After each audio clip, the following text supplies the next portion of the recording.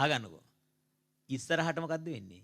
හාමුදුරුවෝ අපි මේ බණ දැනගත්තේ නැත්තොත් මොකද වෙන්නේ? ගිහියෝ ධර්මාසන වල ඉඳගෙන බණ කියන්න පටන් ගන්නවා. දැනටත් එහෙමද? හොඳයි. හොඳයි කෙලිය. හරිද? ඒස මතක තියාගන්න ඕන මොකද්ද? අපේ දසසිල් මාතාවෝ ගෞරවනීය මහා සංඝරත්නය දැන් මේ වැඩේට බහින්න ඕන. ආයේ පොඩි කියලා නෑ. හරිද? පිරිවෙඤ්ඤවල අරවයවල මේවයවල ඕන තැනක යවන්න. හැබැයි චතුරාර්ය සත්‍ය අවබෝධ කරගන්නට උදව් වෙන පංච උපාදානස්කන්ධය උගන්වන වැඩපිළිවෙල පිරිවෙන් වලින් පටන් ගත්තේ නැති වුණොතින් අනිවාර්යෙන් ඒකාන්තයෙන්ම වැඩි ඈතක් නොගිහිල්ලා බත් කන එක වෙනුවට ගුටි කන්න වෙනවා. පංච උපාදානස්කන්ධය කියන්නේ රූප, වේදනා, සංඥා, සංකාර, විඥාන. වෙනත් භාෂාවෙන් කියනවා නම් රූප 28, චෛසික 52, සිත 89. හරිනේ? රූප 28 තමයි රූප උපාදානස්කන්ධය. වේදනා සංඥා සංකාර කියන්නේ චෛසික 52. විඥාන කියන්නේ සිත 89. හොඳයි. අපි මුලින්ම මේ රුවන්වැලි මහා සෑරජානන් වහන්සේ ගාව බණක් කියන දවසේ හරිද?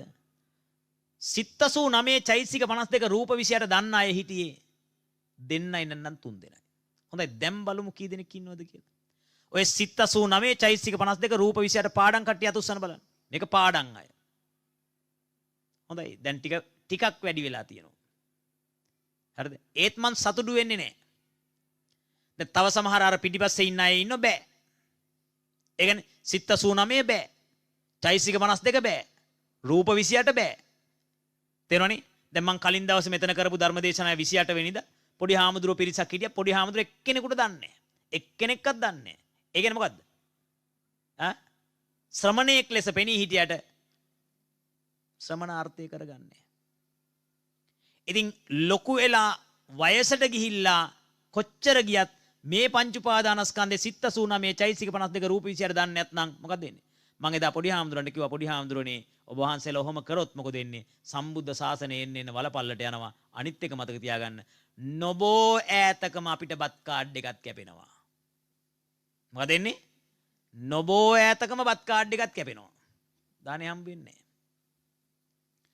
තේරෙනවනේ? මිනිස්සු බලාපොරොත්තු වෙනවා අපිට නිවන් මඟ කියලා දෙයි කියලා. ඒක කියලා දුන්නේ නැත්නම් මොකද වෙන්නේ? අනිත් එක මේ බලන්න. හරිනේ? මං අද මේ රුවන්වැලි සෑය ගාව ඉස්සරහින් ඉඳගෙන කිව්වා කියලා මතක තියාගන්න.